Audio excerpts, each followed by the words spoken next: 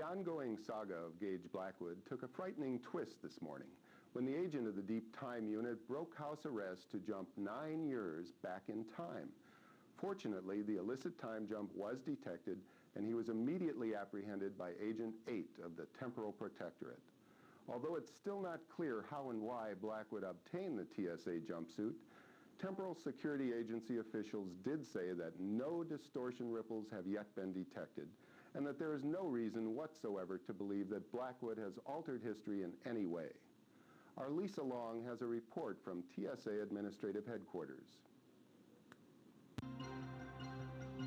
In a strange turn of events that can only be described as unimaginable, the highly decorated Gage Blackwood, better known as Agent 5 of the Deep Time Unit, has been arrested and put on trial for the crime of historical sabotage. We apologize for the lack of trial footage, but because of the sensitive nature of the material being presented, no recording equipment has been allowed into the tribunal wing of the United Ministry Complex where the trial is being held. The drama unfolded 3 weeks ago when Agent 2 of the Temporal Protectorate discovered 4 distortion ripples while conducting an unscheduled historical scan. As it turned out, the dates of the ripples exactly coincided with times to which Agent 5 had been sent for research purposes. The agent immediately contacted his supervisors, and on their orders, 3 agents were sent to apprehend Agent 5, who offered no resistance. Later that day, more evidence was found in Blackwood's locker, suggesting that he had disobeyed Temporal Security Agency directives for personal gain. Unless deemed absolutely necessary, the TSA will not send agents to investigate or restore the distortions, as any further tampering with history may cause adverse effects, possibly even turning the ripples into full reality distortion waves.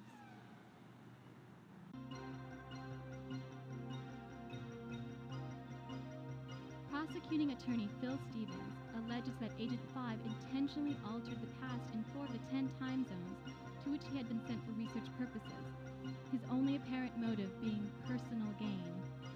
In so doing, Agent 5 would have knowingly violated Temporal Security Agency ethics, as well as the law.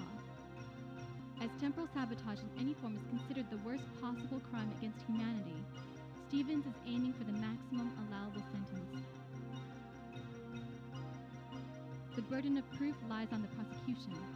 They have to prove beyond a reasonable doubt that Gage Blackwood was responsible for the distortion ripples. There is strong evidence working against Blackwood, including both computer records that place him at the altered historical locations and contraband that was discovered in his locker. But the evidence alone is not enough to ensure a conviction. With this in mind, prosecuting attorney Stevens has directed his questioning toward eliminating other possible explanations for the ripples. Witnesses for the prosecution have included Agent 2 of the Temporal Protectorate, the TSA's chief technician, and the designer of the circuitry for the jumpsuit.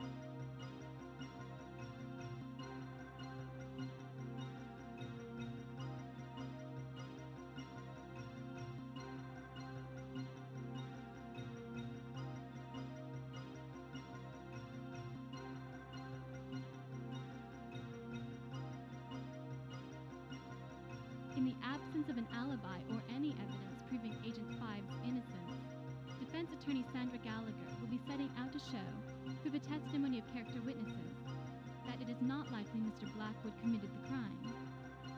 If the defense can elicit some doubt of Blackwood's guilt, he will go free. Witnesses for the defense will include Agent 3 of the Deep Time Unit, Agent 8 of the Temporal Protectorate, the Commissioner of the Temporal Security Agency, and Agent 5 himself. The defense has not yet had the opportunity to present its case. However, we have contacted both the Chief Technician and Commissioner of the TSA to ask them their feelings on the arrest of Gage Blackwood. Neither Agent 3 of the Temporal Security Agency nor Mr. Blackwood could be reached for comment. With us now is William Doughton, the TSA Chief Technician. He joins us live from the Temporal Security Agency Administrative Headquarters. Thank you for joining us, Mr. Doughton. Thank you, Mark. You've known Gage Blackwood for many years, and I understand that the two of you are good friends. Do you think he's guilty? Absolutely not. The thought that he could be guilty never even crossed my mind. I mean, friend or no, here you've got someone who's dedicated his whole life to protecting history and now stands accused of violating it. That's ridiculous. And if you don't believe me, look at his record. The man's a decorated hero. You can't overlook that fact just because it doesn't fit neatly into the story the prosecution's trying to sell. Isn't it true you testified that no one else made a time jump to any of the altered historical locations? No, actually I testified the scanners didn't register anyone making a time jump to those locations. The computers are only as intelligent as their human programmers. Now, I believe it's possible that someone could have shadowed Agent 5's jumps. If a second time traveler were to make a jump within a few seconds of the first into the same location, the chronolog scanners probably wouldn't recognize it as a second jump. Have you been able to test this theory? No, not yet. It's too dangerous. If two people were to travel through the same null time tunnel and land in the exact same place, well, their matter would mix and that would kill them. And you believe that someone found a way around this? It's possible, yes. Okay, well, thank you for your insights, Mr. Doughton.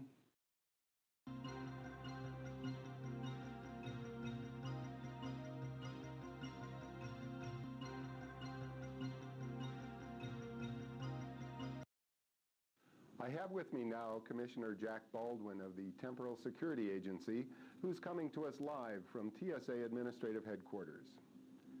Commissioner, thank you for joining us. Now, the first and most obvious question is, are you confident in your arrest of Gage Blackwood as the perpetrator of this crime? We had to arrest Agent 5 because of the evidence, not because we think he did it. There was an obvious transgression. Someone was responsible for it, so we arrested the person to whom the evidence pointed. Now it's up to the courts to determine whether or not he's guilty. So you believe he's innocent? Absolutely. I've known Gage ever since he joined the TSA. In fact, I'm the one who recruited him. Gage Blackwood is a member of an endangered species. Gage Blackwood is a hero. He has put his life on the line many times to prevent this exact thing from happening. There's absolutely no way he would have abused his position at the risk of a single life, let alone history as we know it. Now, it just doesn't make sense. Mr. Blackwood has been an agent for quite a while now, 13 years, I believe. Is it possible that the temptation just became too great for him to bear? No. Gage is as committed to his duty now as he was back when he apprehended Elliot Sinclair. He was, and he is, our finest agent. Okay, let's assume for a minute that he did do it. Knowing that he would be facing life imprisonment on Vega Thalon, do you feel that he would plead guilty?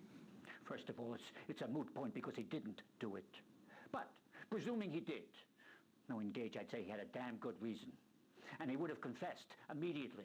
He wouldn't have pretended innocence, not for 1 minute. Bottom line, Gage Blackwood is no criminal. Gage Blackwood is a hero. Okay, Commissioner, it looks like we're out of time. Thank you.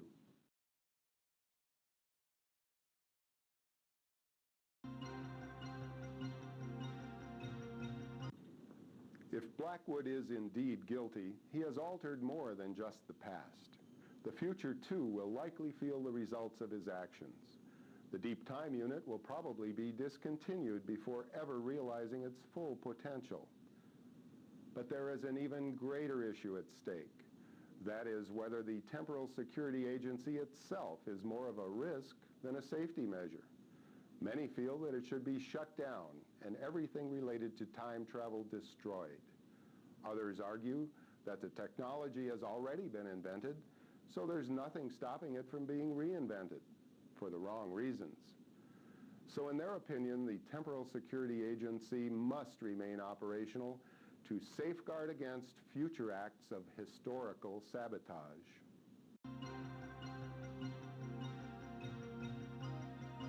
INN will return after word from our sponsor.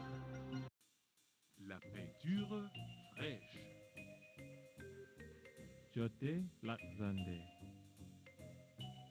Sasta Gorscht.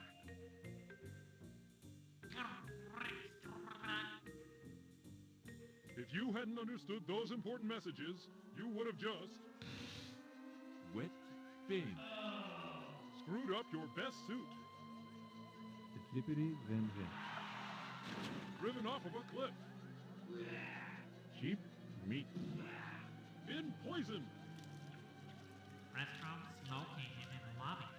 And peed your pants on a foreign planet. Yes, for all those reasons and more, there's the Omniglot DM dual mode translator biochip from Samco. Just pop the Omniglot DM into any standard biotech interface and voila! No more frustration, no more confusion.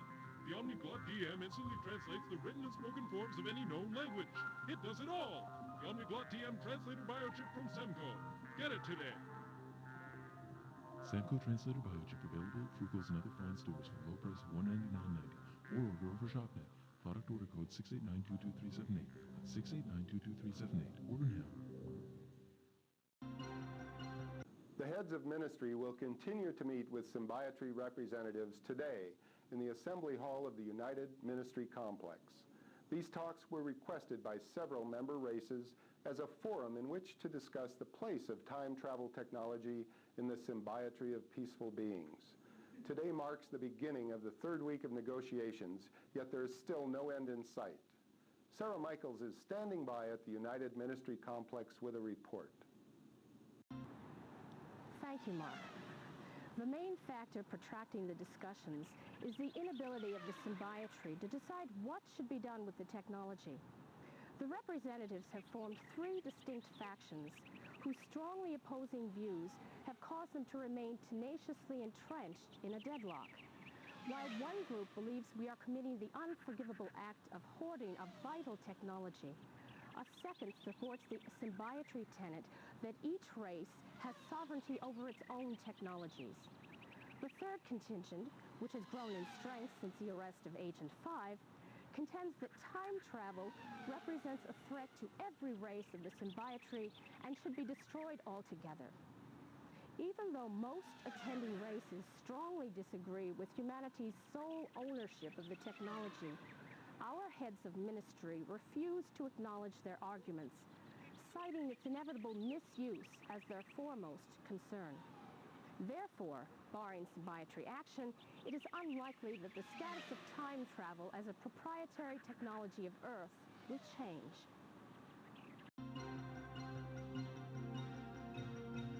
The opinion originally held by the majority of races represented at the talks is that time travel technology is an invaluable tool for self-discovery and, as such, should not be denied to any race. However, the Loxoni abandoned this position last week in favor of destroying the technology. Presumably, this sudden change of opinion was due in large part to the arrest of Agent 5, an unfortunate illustration of the danger of time travel. The Dorlun and Zangtrakar, on the other hand, have continued to cling tightly to their convictions. They're of the opinion that this technology is far too important to be buried because of paranoia. Time travel, the Zangtrakar argue, is like any other powerful tool. It represents a danger only if the user doesn't have the insight to take the proper precautions. And if care is taken, there should be no reason whatsoever to fear what should be the greatest advance the symbiotry has ever known. Perhaps Grandin Farlink, the Dorlune emissary, stated the feelings of these two races most eloquently. At long last, he said, we can all be in touch with our pasts. Each race can now know the truths of its history. No longer must time be wasted with painstaking research and endless conjecture, only to arrive at an uncertain understanding of the events that shaped history. The answers, all the answers, lie within our reach if only we have the will to grasp for them.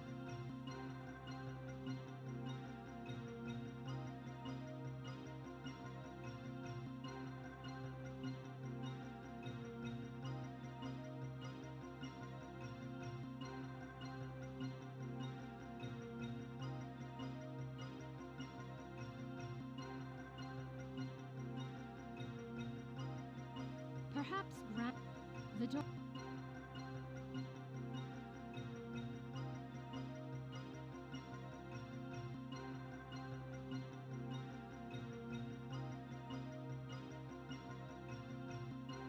the Dorlune and the opinion originated.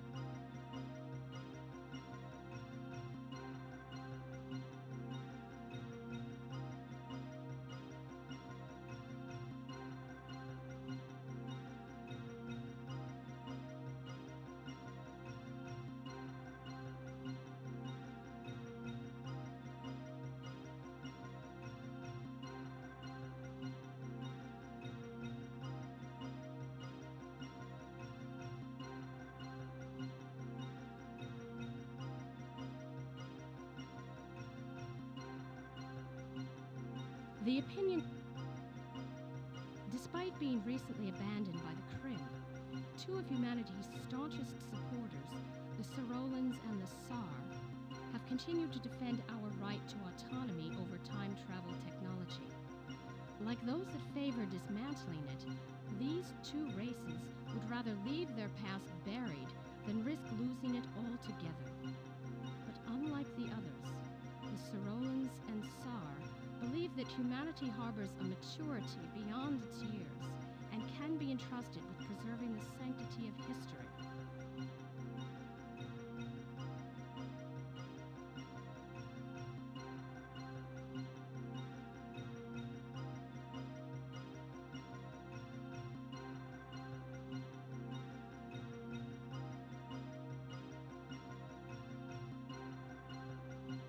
Despite being recently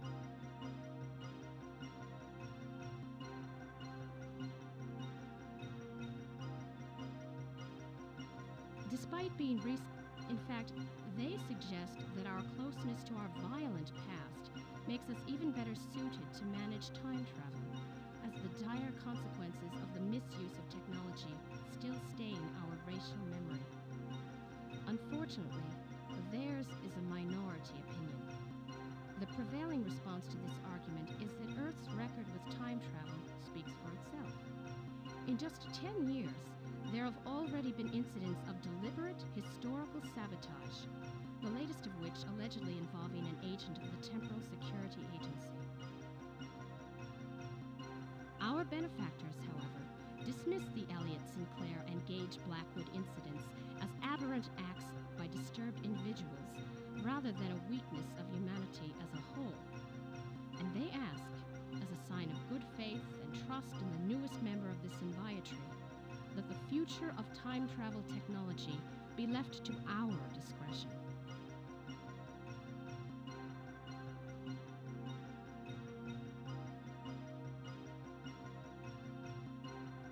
The third viewpoint, which was originally held only by the Unwa, is that the existence of time travel technology represents a threat to the history of every race in the symbiotry.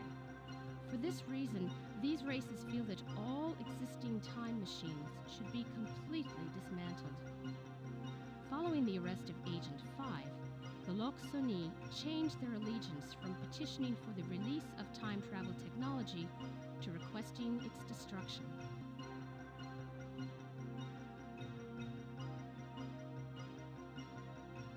The third viewpoint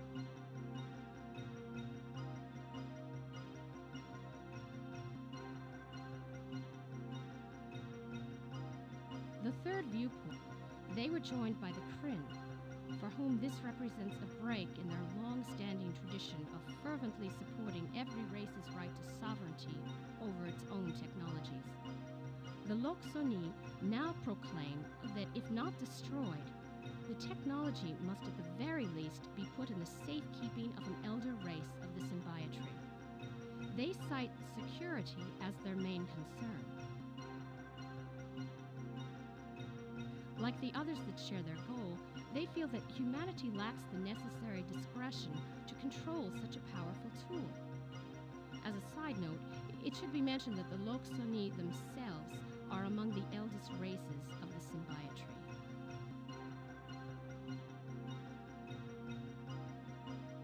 Despite the arguments made by the Symbiotry envoys, the general opinion of the heads of ministry so far appears unswayed.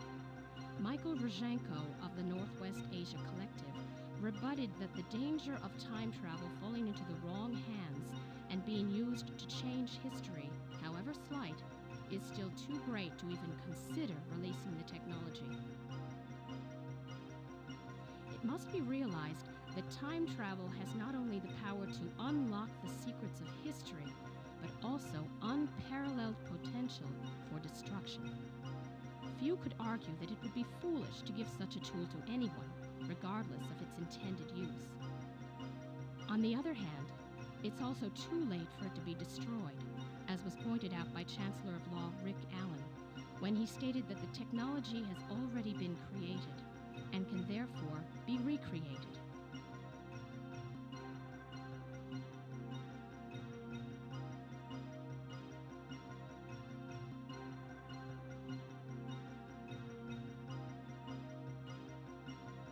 Chancellor Allen emphasized his point by attesting that if all known time travel technology were destroyed and a new time machine built without government knowledge or approval, there would be no way to intervene in the actions of the illicit time traveler. He would have free rein to rewrite history to his liking. Unfortunately, such scenarios are all too likely, as was proven by the Elliott Sinclair incident and the current trial of Gage Blackwood.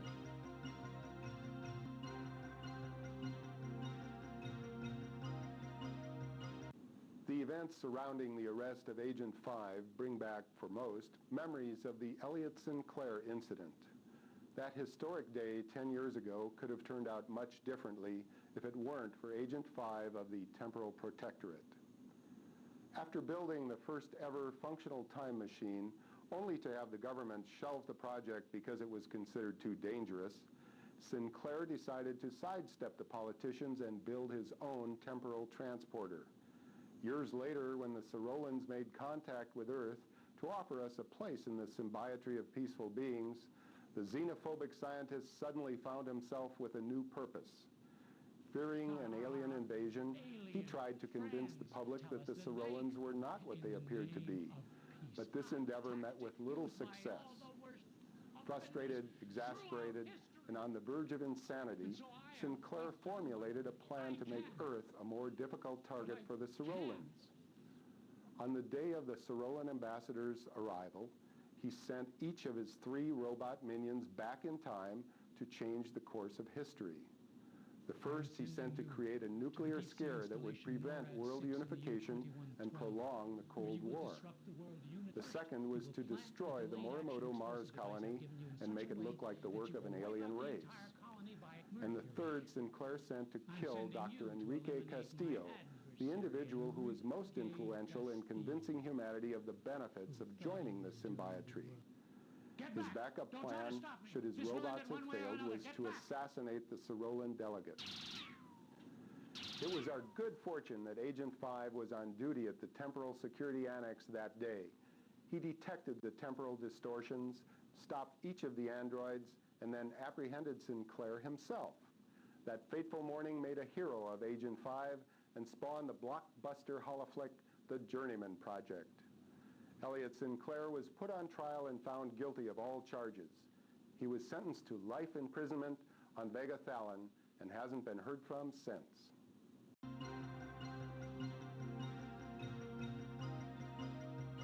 INN will return after a word from our sponsor.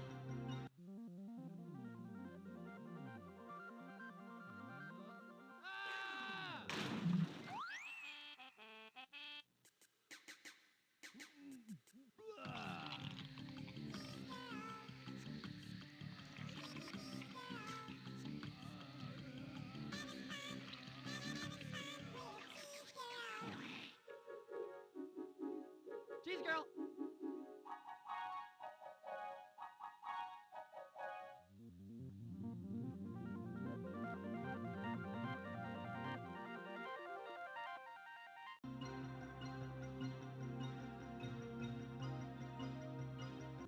In a last-ditch effort to stay afloat, the Louvre Art Museum held an auction of unprecedented scale yesterday. The museum was forced to sell off many of its older collections to pay off creditors and to raise funds desperately needed for renovations to the facility. In a fervent display of support, the art community rallied around the historic landmark, showing that the museum itself is every bit as valuable an artifact as any of the works of art it contains. The auction was an astounding success, raising 138.5 billion credits, easily surpassing the 100 billion credit goal. This windfall was due in large part to one generous bidder who preferred to remain unidentified. Martin Walker is standing by with a live report from the Louvre. Thanks, Mark. I'm standing inside the historic Louvre Museum in Paris. Behind me sits one of the few pieces to survive yesterday's extensive art auction. Items up for auction included artifacts and works of art from many of the Louvre's oldest collections, including the Da Vinci exhibit, the ancient Egyptian, and Toltec Mayan exhibits. 4 particular items were snapped up by a generous bidder who paid much more than the asking price. The bidder's identity is unknown, but it is assumed to be an art enthusiast who didn't want to see the Louvre shut down. There are rumors, however, that the buyer may actually have been acting on behalf of another race in the symbiotry, which, according to the Earth History Preservation Act of 2322, would be illegal. We're told an investigation may follow. Museum sources that I spoke to speculated that the revenue from the auction will be enough to keep the Louvre in operation for at least the next 5 years. However, they warned me that the price of admission may go up in order to help cover operating costs, a small price to pay for such a wealth of human history and culture.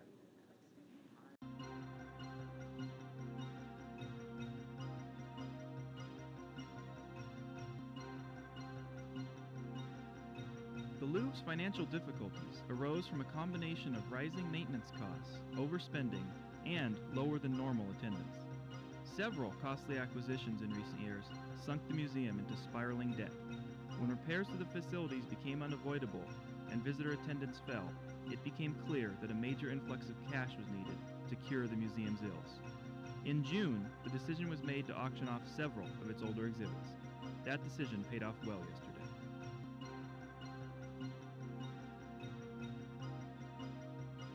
The 4 items that the unidentified bidder purchased included the Toltec Mayan ceremonial coffer, King Richard the Lionheart's sword from the Crusades, Leonardo da Vinci's Codex Atlanticus, and an interactive sculpture entitled Self-Awareness, credited to Kenneth Farnstein.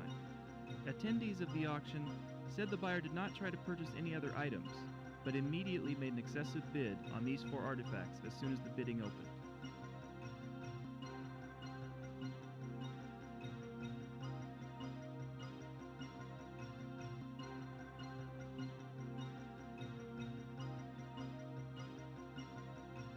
Experts estimated that the unidentified man paid at least 7 billion credits more than the true value of the pieces, but none could say why he was so interested in 4 such disparate artifacts. They eventually conceded that it may have simply been their rich histories that intrigued him.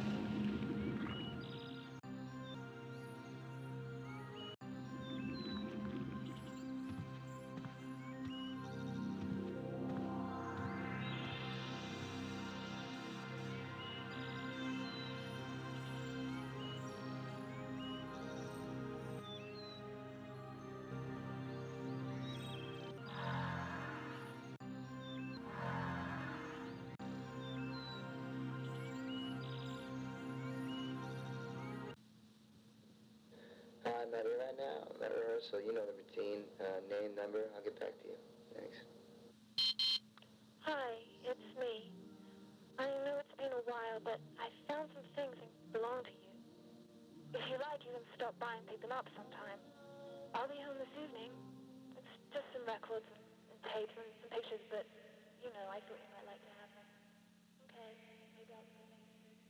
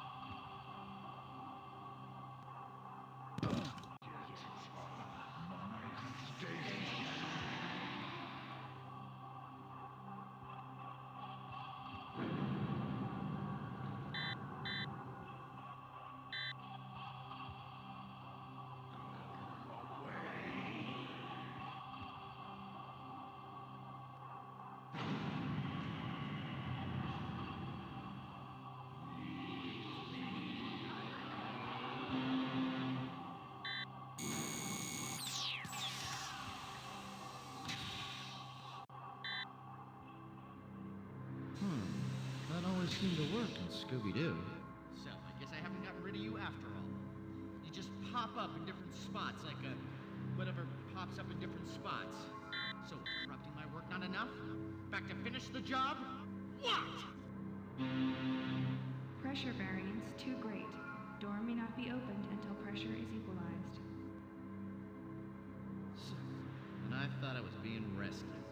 I'm breathing my last breaths here, and I get visited by Guido, the space vandal. Come all this way to tamper with my sculptures. What are you, an art critic? So, what do? Travel around space looking for derelict crafts you can terrorize the survivors by redecorating while they're helpless? What'd you do? Bring a Pressure spray can variance too? too great. Door may not be opened until pressure is equalized. Look, if you're here to rescue me, fine. Just get on with it. If you're gonna add insult to injury by messing with my work, I can do without it, okay? Just leave me here to die in peace with my artwork. Pressure variance too great. Door may not be opened until pressure is equalized. What do you want?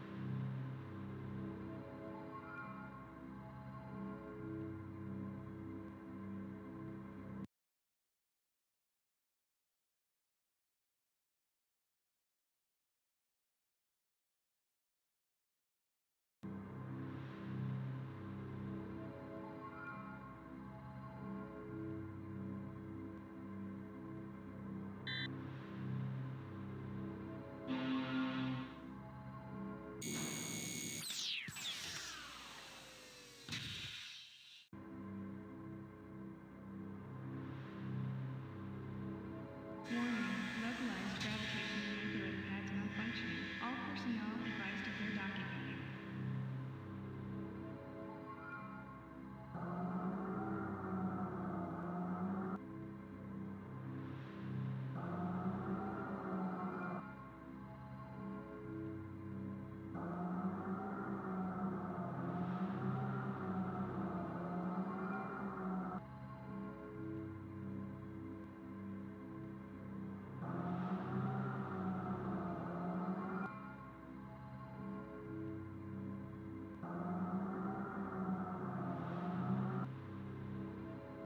Where are you going, anyway?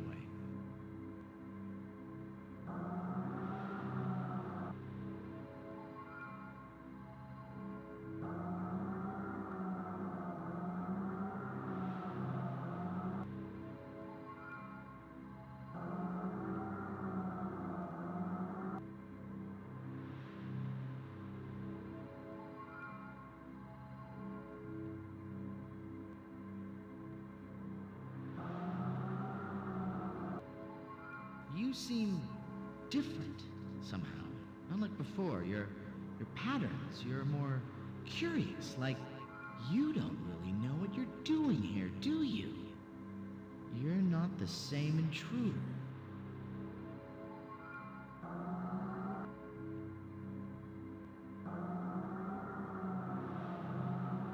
So, why are you here? Are you looking for something? Me?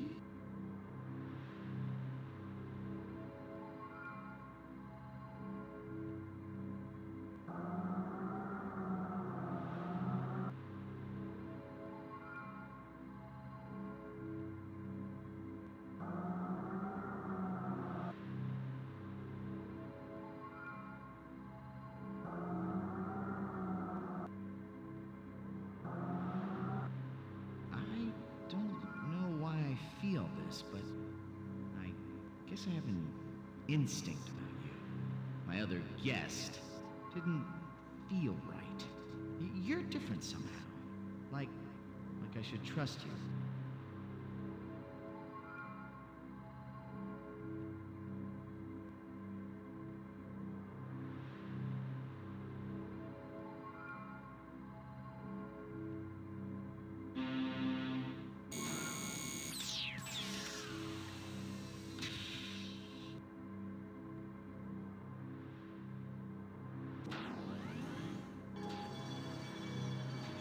Sorry, you'll have to excuse the scanner. My eyes and ears for the moment. Most of the station monitors are dead. Here. Well, here you are. You found me. Well, part of me, anyway. Not much to look at, I know, but it's what's inside that counts. Well, I guess I've decided to trust you. It's not like I have many options. I don't know, maybe we can help each other out. Why don't you move into the room so we can talk better?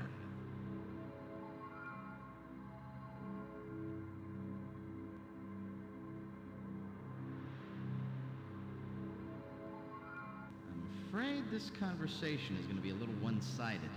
My command-level voice recognition module got a little jumbled in the accident. Well, I'm Arthur. You've probably figured out by now that I'm not real. But I'm learning to accept it, really. I split off a few copies of myself, and together we're sharing our feelings about it in a group. Anyway, this is what I am. An artificial, non-organic sentient being, if you want to be politically correct, trapped in this wreck with the power dying out a little quickly, I'm afraid. I've yet to figure out who you are, though. I think I can safely rule out the fire department. I thought I was pretty advanced, but the technology I'm reading in your suit is astounding. And this is crazy, but it almost seems like an evolution of mine. Look, if you'll let me, I should be able to interface with your logic system and maybe get a clue as to who you are and how we can help each other. It means an intrusive scan, but we're both lost here, and I need you to trust me. What do you say? Alright, let's see what we've got. Temporal security? You're from the future. Well, I'm pleased to meet you, Gage. Wow, you're quite the hero. I guess this is my lucky day. But that's you. I don't get it. Whoa, I'm starting to get a headache here. This plot's getting a little hard to follow. I'm starting to get the picture here. Hey, this is about me. This is better than palm reading. Perished?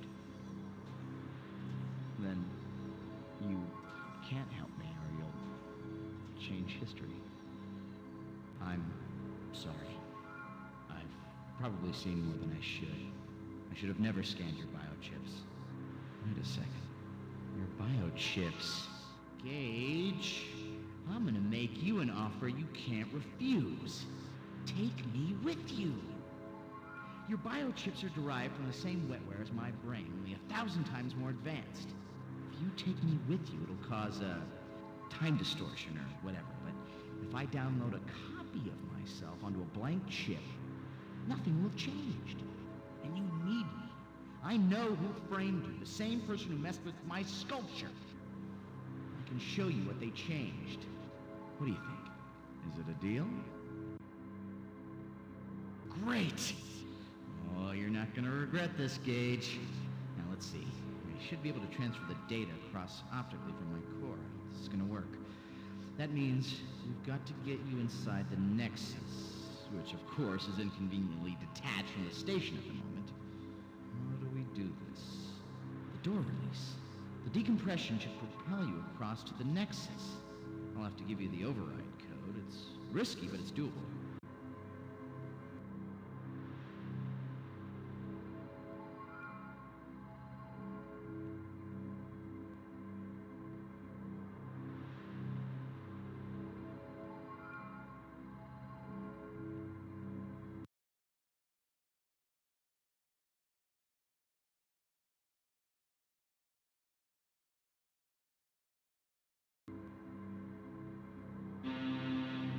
Pressure variance too great.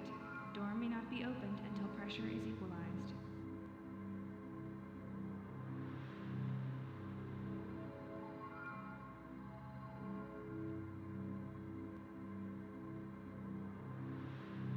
The emergency release is just above the door.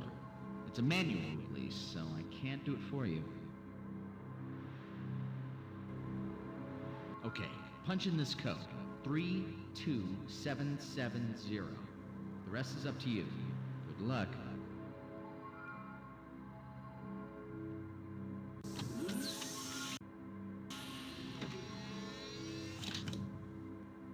Emergency door release initiated. Please stand by.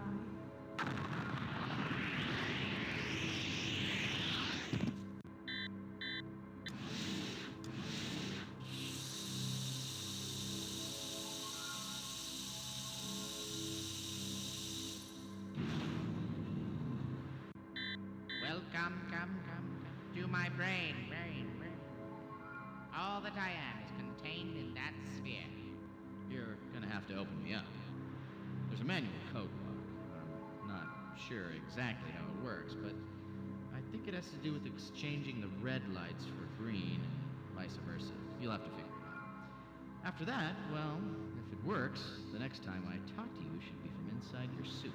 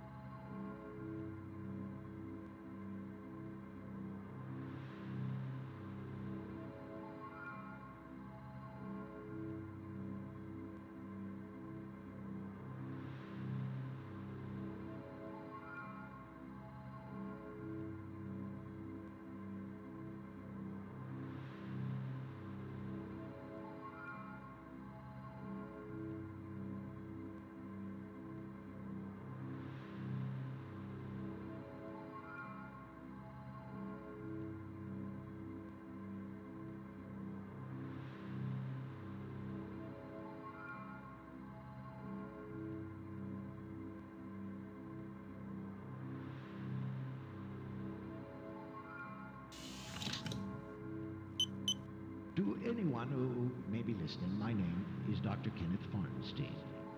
I've made this recording in the event that anything should happen to me. This message is an appeal. 26 years ago, I undertook an experiment to create a new kind of artificial intelligence. A system demonstrating the traits of self-awareness and creativity. My results have been astonishing. At first, I considered the experiment a failure. I had created an erratic, unpredictable, thoroughly irrational program, but it had a curiosity, you see. And occasionally, a burst of insight so lucid I was astonished at the understanding. Not the cold conclusions of a machine, but something more right-brained, more intuitive. It was life. It was a result I was unprepared for. Arthur is not simply a program, he is a person. And I have sheltered him here from the circus our world would make of him. I'm afraid I may have corrupted him enough with my obsession for 20th century media. I ask that you understand. And if you can find it in yourself to protect him for a while. He means a great deal to me.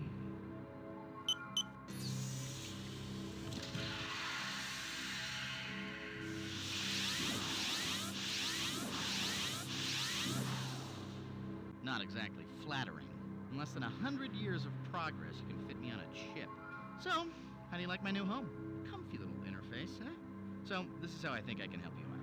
I couldn't figure out a way for you to ask me questions directly, but I've created a comment button that'll light up if I have something to offer. I've actually become pretty fascinated with art history and stuff, and by the looks of what your future self was researching, what I've studied could come in handy. I've also created a help button in case you get stuck on a problem.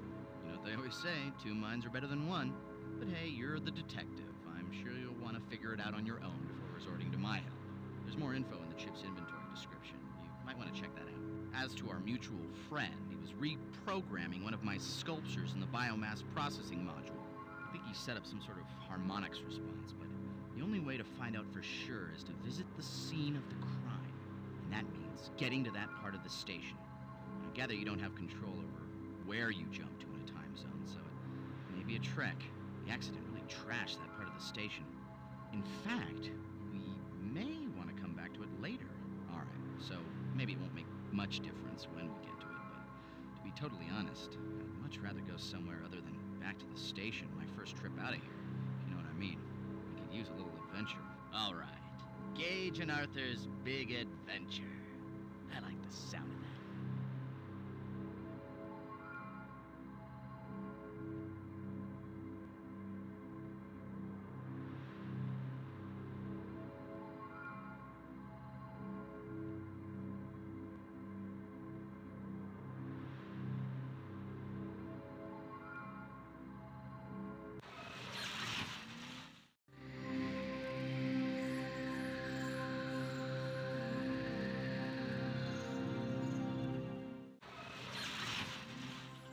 Like the look.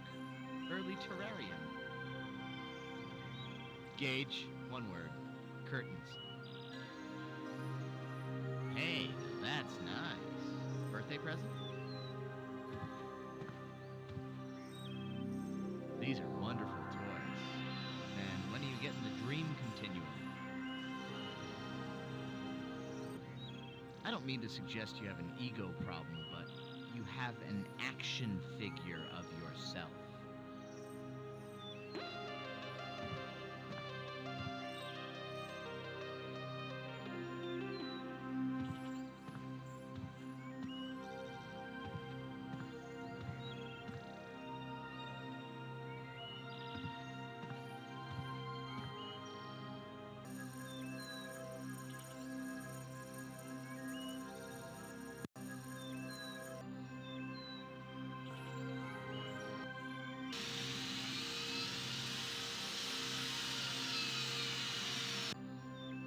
One question, Gage.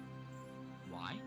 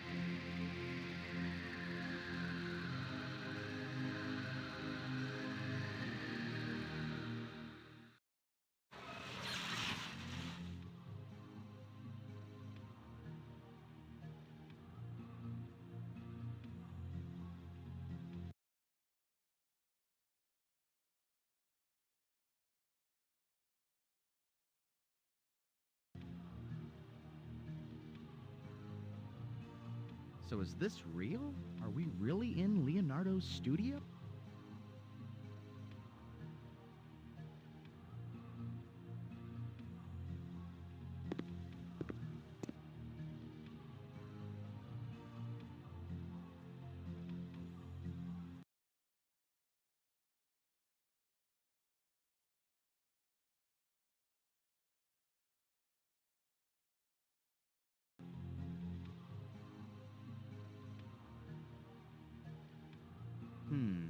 Maybe we should try and get our bearings before he starts searching around. Let's take a look outside and see what's around.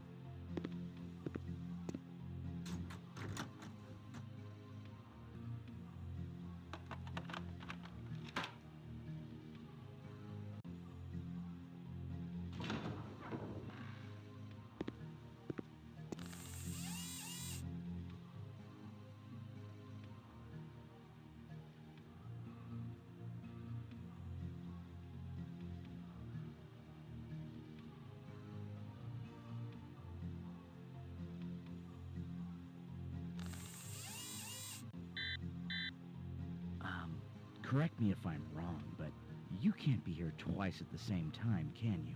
So if that's not you, there's another agent messing around over there. Well, I don't think we have to look any further. This is going to be easy. Whatever was tampered with is going to be in that other tower. We might even be able to catch him in the act.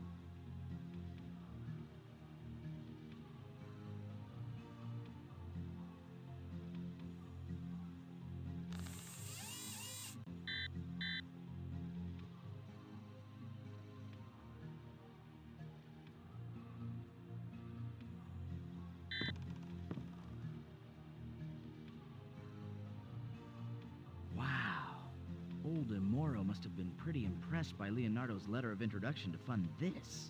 This is amazing!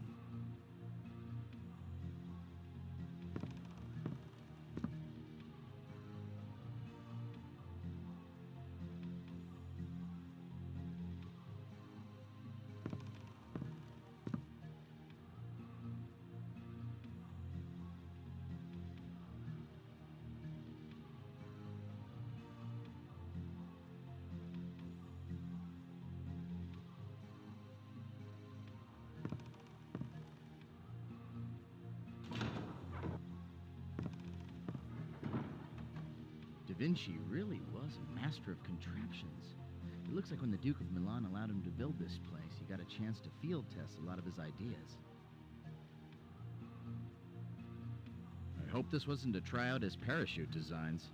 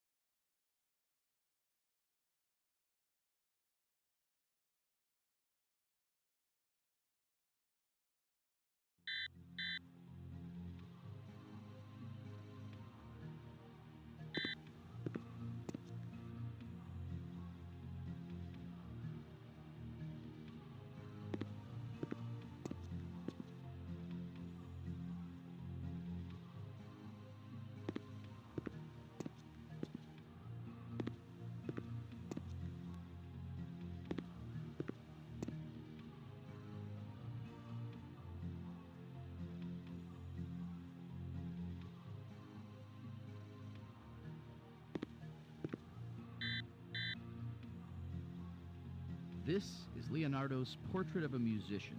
This is supposed to be a friend of his, Atlante Migliorote. whom he traveled to Milan with, but historians were never sure. I suppose if we waited until morning we could find out for certain, but, well, I guess we could save that for the next trip. I wonder if Leonardo realizes he'll never finish this piece. If records are correct, he's been working on it for, what are we, in 1488? About 3 years now, with another 2 to go before he gives up on it for some reason. I wonder why. They have some falling out? You know, we could jump a couple of years forward and... Okay, sorry. Wrong time.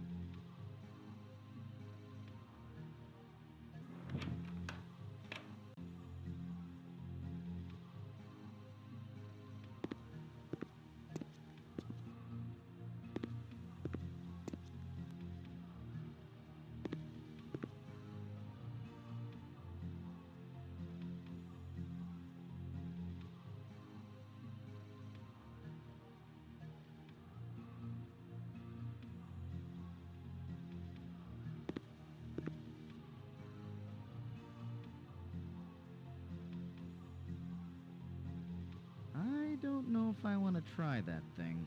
Da Vinci had a lot of ideas that were ahead of their time, but frankly, most of them wouldn't have worked. And I don't know if I want to die ahead of my time.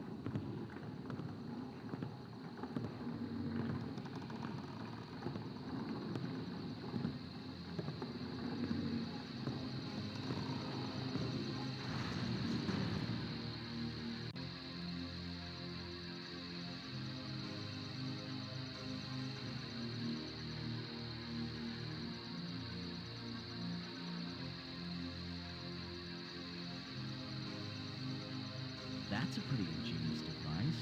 There must be a system of cogwheels driven by that turnstile that run in that triple helix track. Kind of neat for moving furniture, but I'll take the stairs any day. Notice there isn't a pulley system down here to lower the platform? I'm sure that was by design. Da Vinci was known to be very secretive, even paranoid, and he liked his privacy.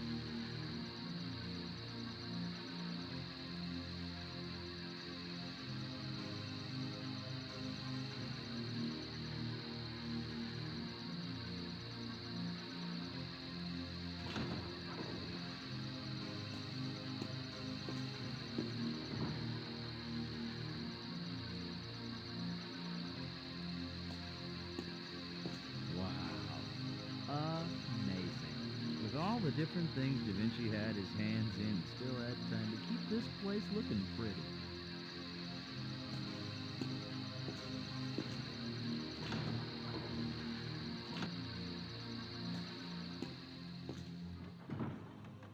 Ludovico Sforza, Il Moro, the current Duke of Bari, is actually a usurper. His young nephew, Gian Galeazzo, is the rightful heir, but hey, what are uncles for? Let me handle things till you grow up, kid. Pity he never got the chance. No big surprise that the kid died mysteriously before assuming the head of the family. The court of Milan was renowned for its pageantry, art, and music. Leonardo's previous patron, Lorenzo di Medici, may have sent him here knowing that the gesture would placate his powerful and ambitious neighbor. Though why Da Vinci made the move has always been a mystery. All this, of course, would seem to be a strong motivation.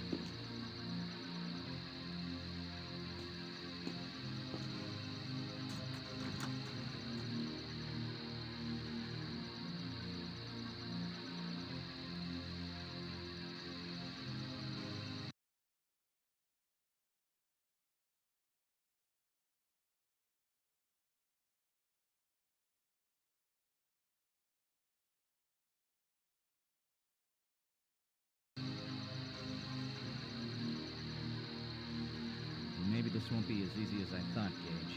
It looks like we're going to have to find another way up to the tower room.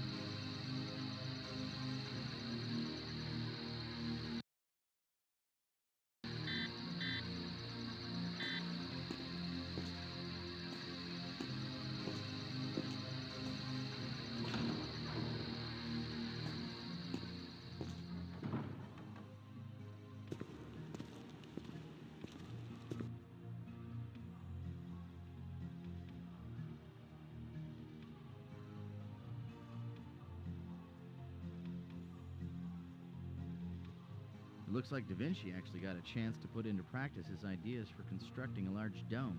As a matter of fact, I believe this was the year that he entered a competition to design the cupola for the unfinished Cathedral of Milan. Unfortunately, the much larger dome of the cathedral was a bigger architectural challenge, which may have been why he mysteriously withdrew from the contest. It was in fact Leonardo's rival Brunelleschi of Florence who eventually solved the problem. The architecture of this studio seems to incorporate a lot of ideas that Leonardo explores in his sketchbooks. He also seems very influenced by Florentine architecture of the period.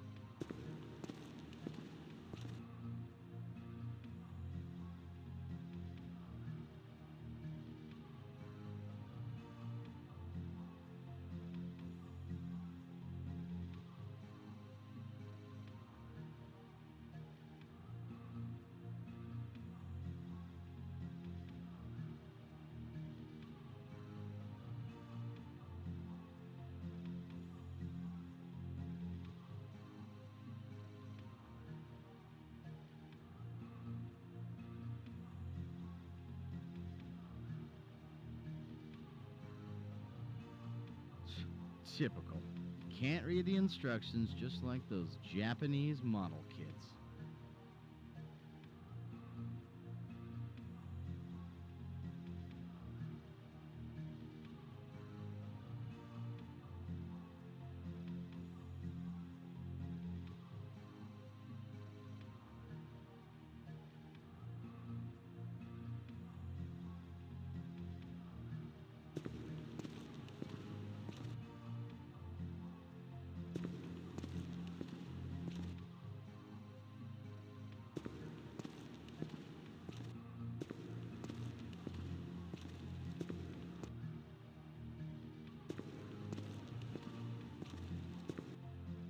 That hoist design looks like the one that Leonardo sketched up for the casting of the horse sculpture he was planning, but never got around to.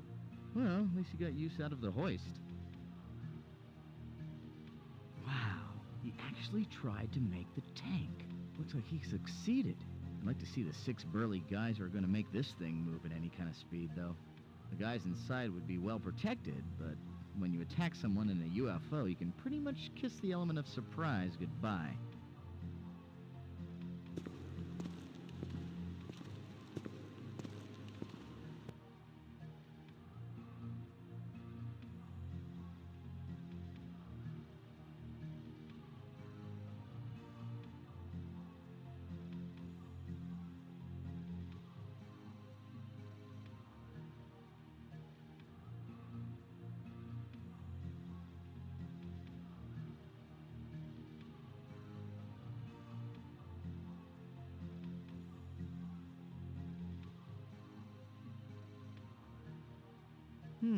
Interesting.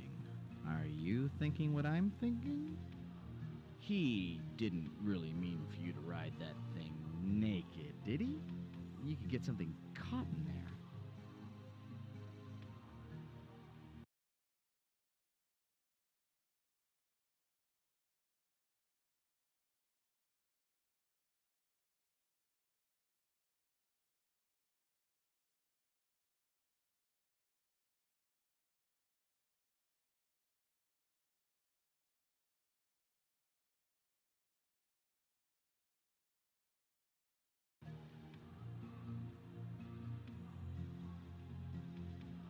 If there are drawings of this thing lying here, Da Vinci must have been planning on building it.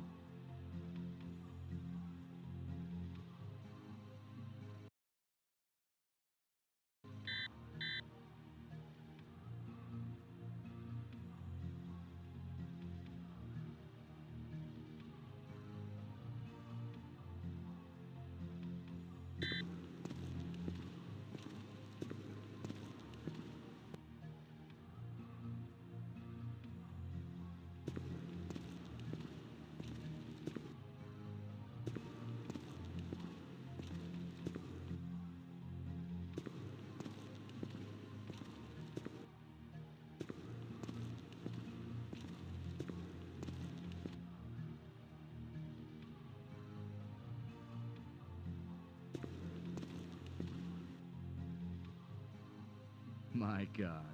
Renaissance power tools. Da Vinci was the 15th century Bob Vila.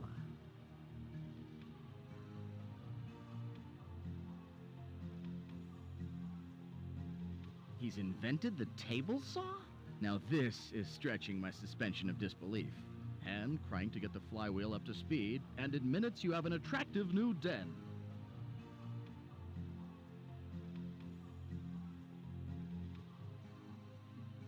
That's an interesting gear assembly. It's geared pretty low. I wonder what it's for.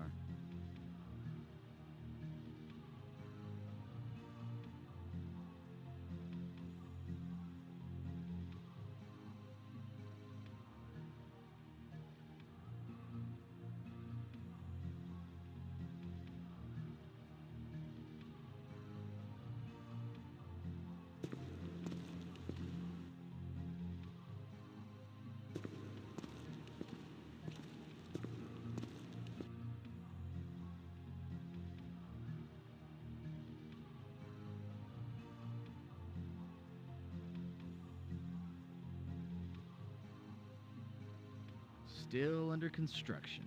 For the current war against the Venetian Republic, money must have been coming in sporadically.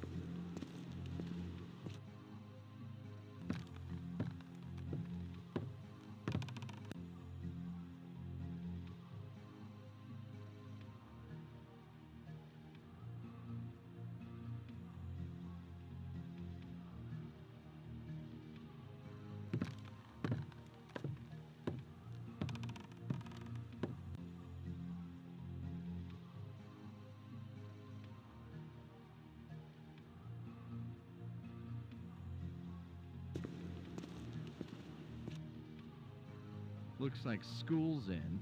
Always good to keep a bunch of students and apprentices handy to boost your standing and do all the grunt work for you. Like most Renaissance artists, Da Vinci believed that designing and giving orders were gentleman's work, and actually executing the piece was work for servants. That's why he rarely finished anything. Okay, a little professional jealousy.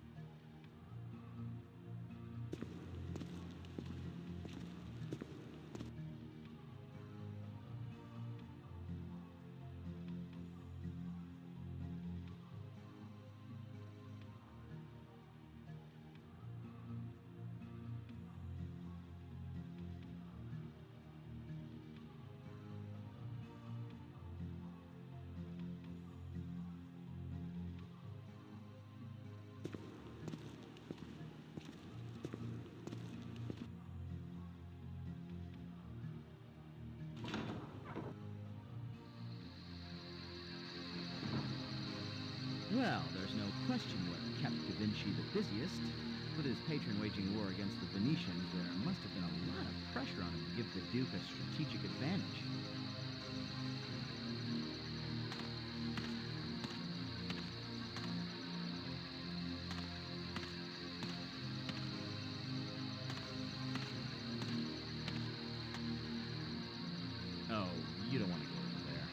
That's where Presto put all the cheap, low-res money. Look, if they let us go everywhere, they never would have finished the game. It looks like Da Vinci was testing out some of his designs for siege defenses as well. Trying to outwit himself, I guess. I wonder who's winning.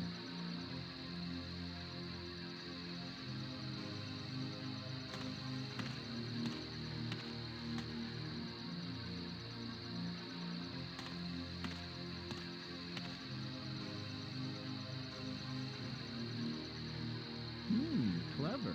Now, if they were inflatable, then we'd have something.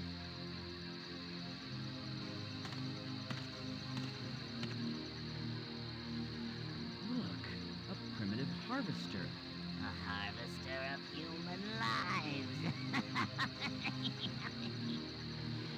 Sorry, too many episodes of Tales from the Crypt. Still, those chopped hay bales are making me a little queasy.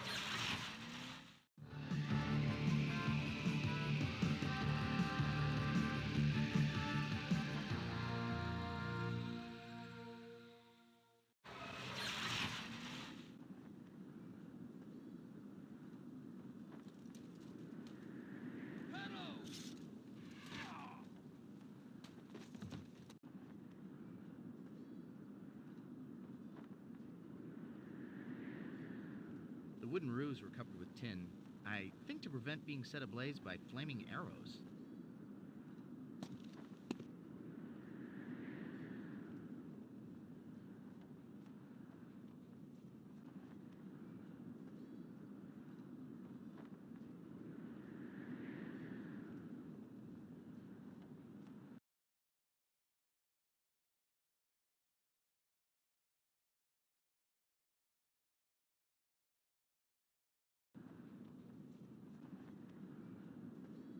Well, looks like the only way out of here is down.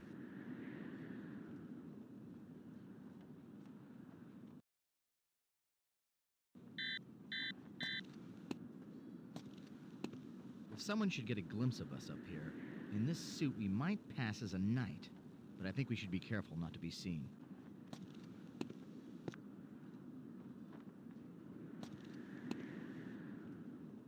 Those boulders were dropped on any Nimrod trying to climb the walls.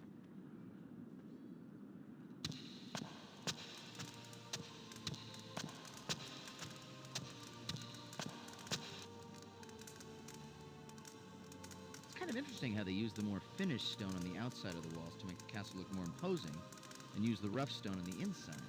The space in between was generally filled with rubble and, oh, I don't know, annoying singing frogs and metal boxes.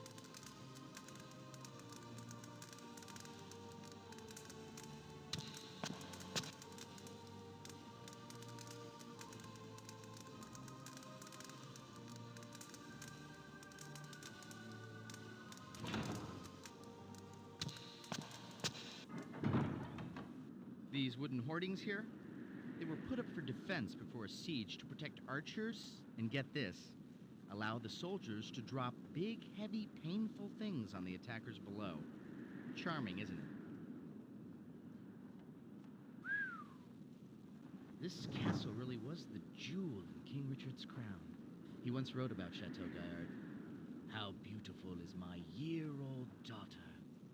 When Philip Augustus had said that he would take this castle though its walls are made of iron, King Richard retorted that he would hold it if its walls were made of butter. Then King John the Soft Sword took over. When Philip was done with this place, you could pour it on your popcorn. When Philip Augustus heard about Richard's death in 1199, he set about retaking Normandy. And within 3 years, in October of 1203, he was knocking on Chateau Gaillard's door with a formidable army. John answered the door with 300 knights, 3,000 horsemen, and 4,000 foot soldiers and assorted ruffians, who tried to surprise Philip's army with a night attack. Big mistake. He wasn't counting on the new cohesion and confidence of Philip's army in the light of Richard's death. They were slaughtered.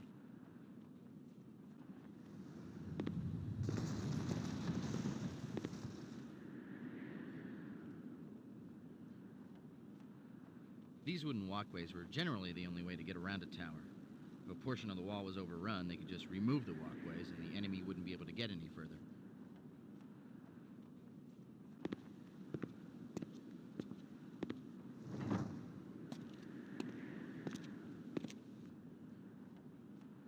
So a clever French knight figures out that he and a few men can get into the castle by climbing up through a toilet. So right now they must be fighting it out at the main gate. By now there will only be about 60 English soldiers remaining anyway. No wonder this place seems deserted.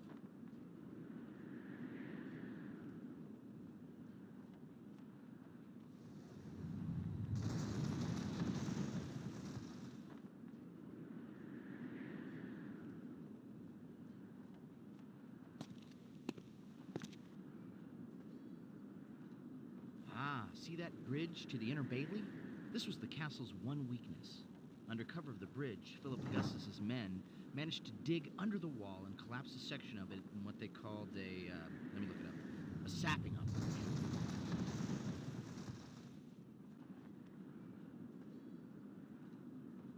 When an attacker would sap a wall of the castle, they would dig a tunnel underneath the foundation supported by a wooden framework. They would then set fire to the wooden beams and the tunnel would collapse under the wall, bringing it down.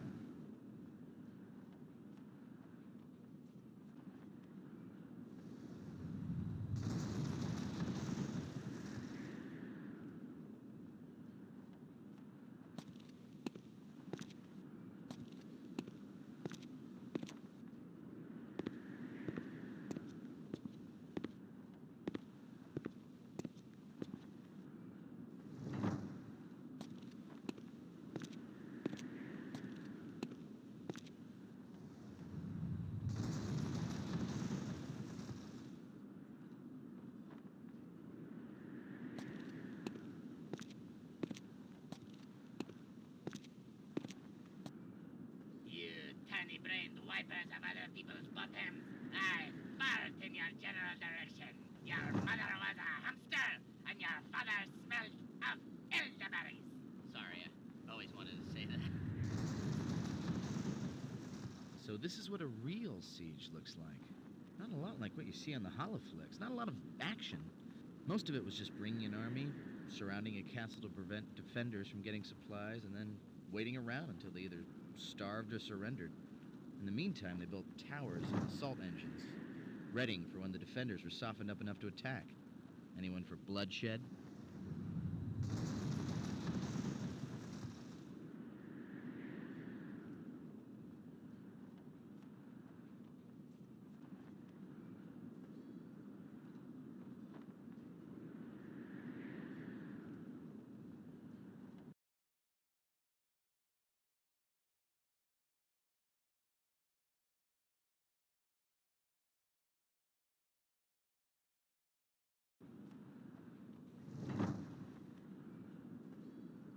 I'd suggest we start looking around. Just keep in mind what you're looking for. Something historical has been tampered with. Where would be the most likely place to find something important? Well, I guess that anything of historical value would be somewhere in the keep. Whatever was messed with, it's probably a good bet we'll find it there.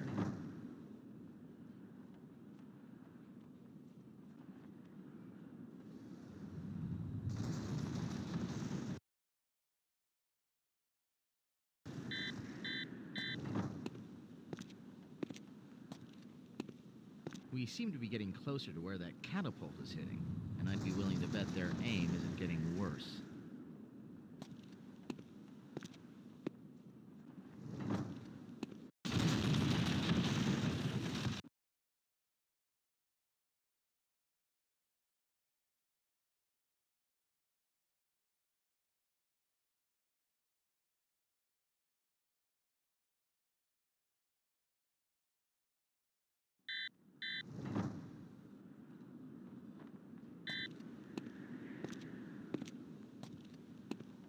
We seem to be getting closer to where that catapult is hitting, and I'd be willing to bet their aim isn't getting worse.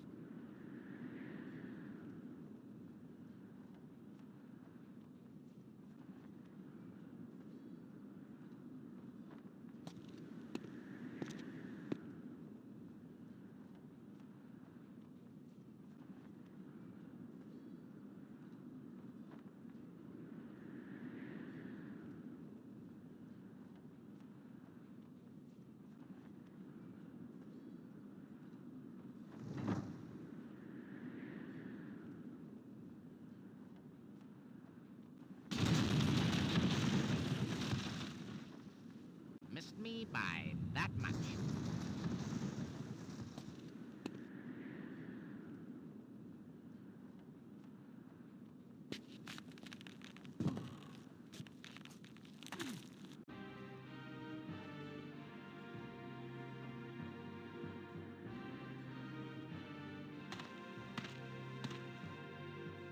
Buildings in this time were built of a half-timber framework with gaps filled with wattle and daub. God, I hate English food. Anyway, basically a mat of woven reeds covered with mud and clay.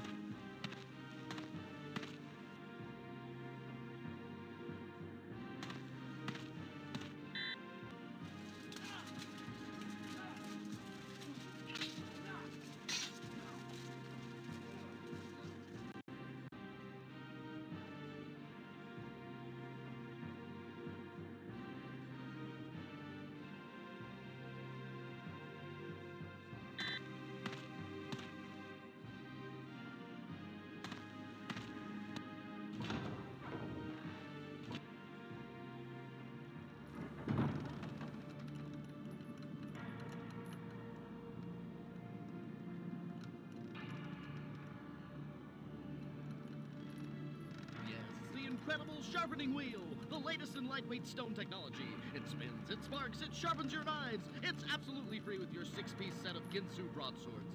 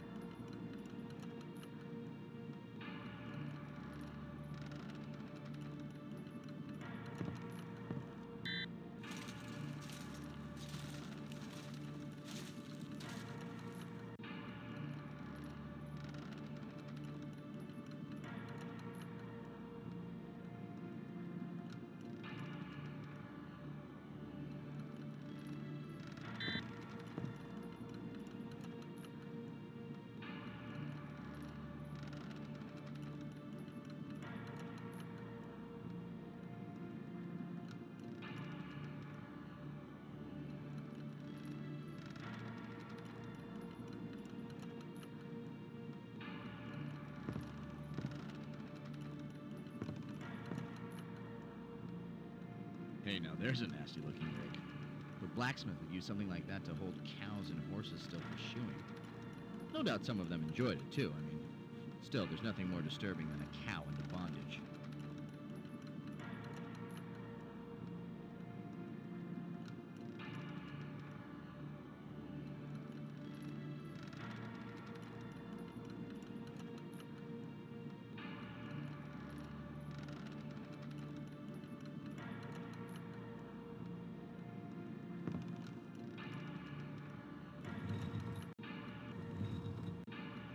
This is an old wood-burning forge, which blacksmiths at the time used to heat up and soften raw iron, which they would then hammer to create wrought or forged tools and weapons. This fire can only get up to about 1,300 degrees Celsius. Stop me if I'm getting too technical. So they would be limited to casting softer metals, such as bronze, copper, or gold.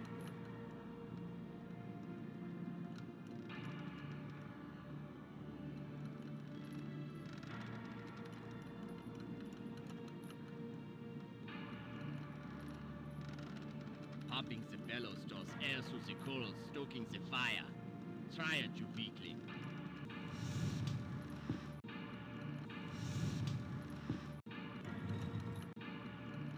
Well, it's obviously a mold for a key. But why would he have hidden it under a brick?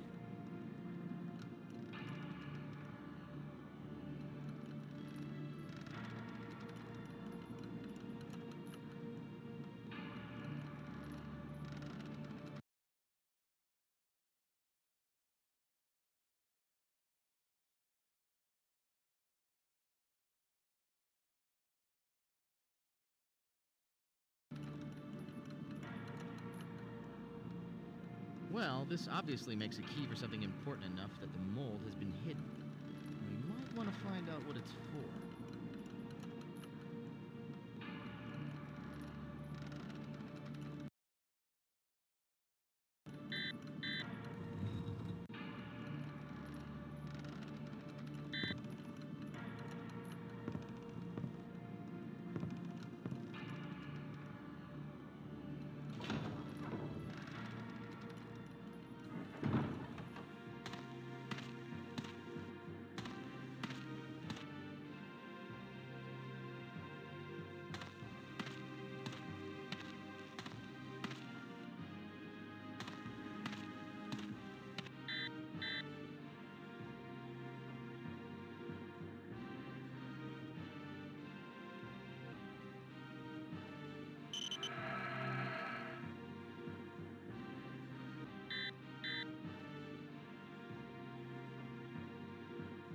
That's either a very dirty moat or a very clean sewer. Rapunzel, Rapunzel, let down your hair.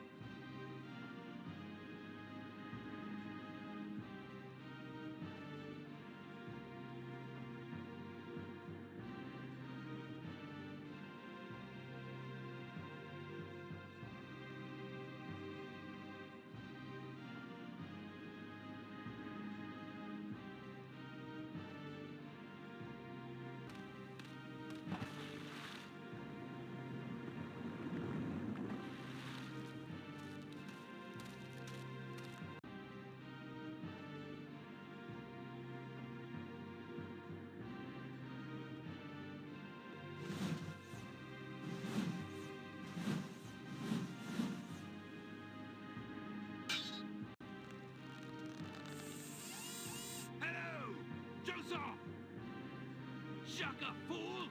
'Tis all for naught! It shall not claim this tour!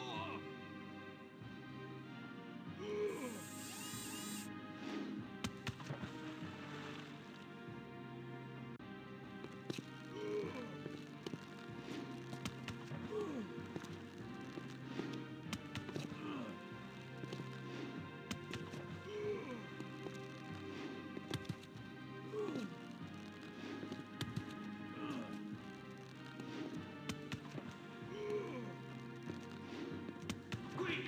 He's in the king's chamber!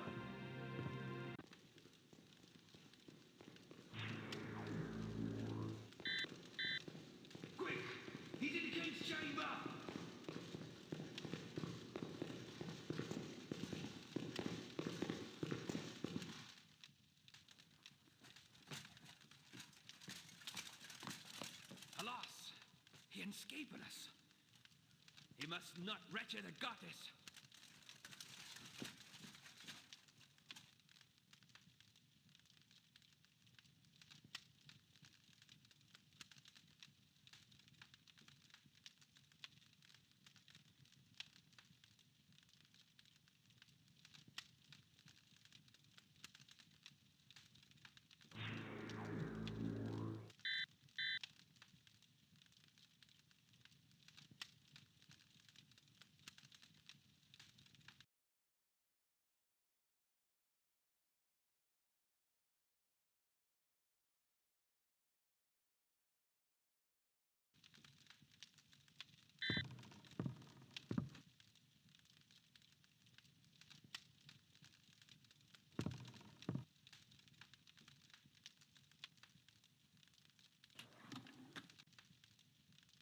I think we're gonna have to look elsewhere for a key.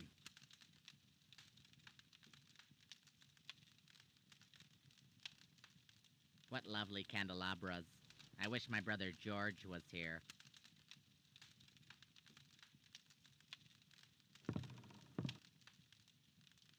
Tapestries were used a lot as wall coverings to warm up rooms. The illustrations usually depicted historical moments such as great battles or biblical scenes. Well, that is actually a pretty nice depiction of a castle under siege. Guess another good example of life imitating art, wouldn't you say? Except for the 20-foot knights, of course.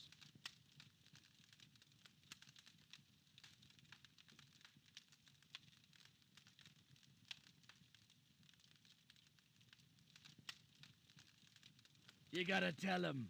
You gotta tell him. Soylent Gruel is made out of people.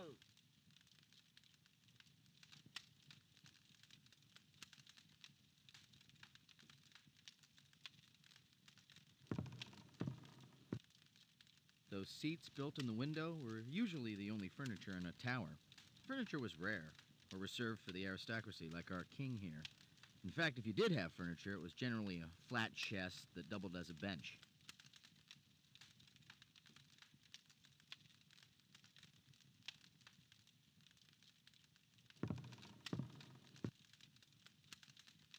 Hey, nice chest.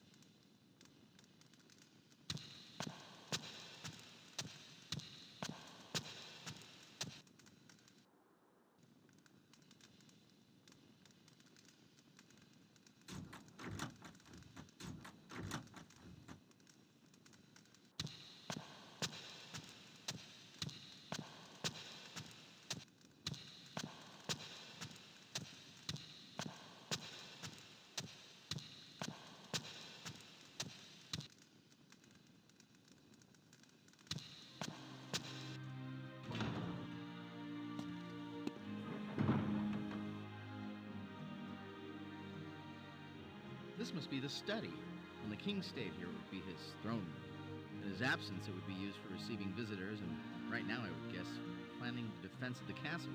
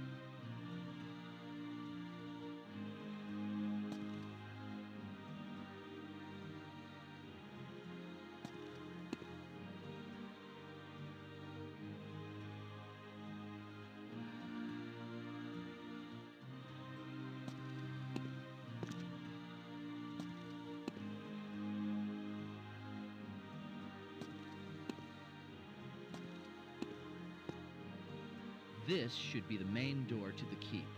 It would usually put the entrance on the upper level because the narrow stairway to the door would make attackers more vulnerable and the keep easier to defend. I must be wood. Alas, he had no weapon. Pity.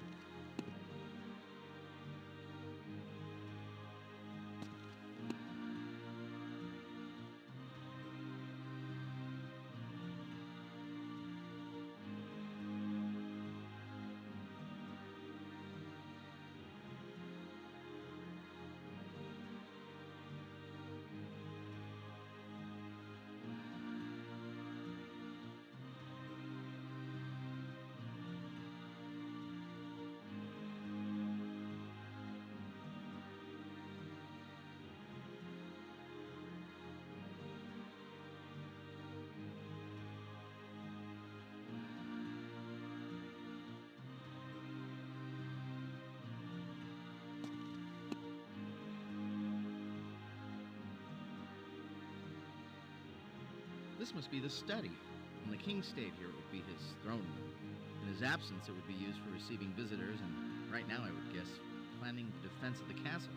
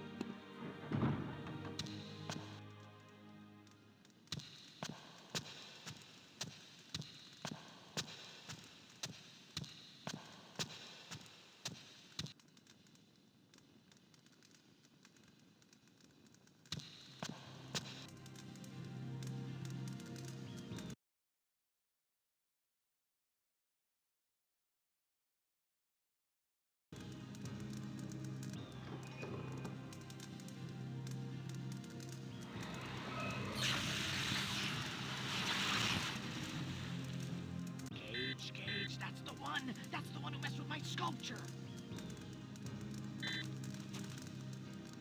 Looks like the supplies are pretty depleted.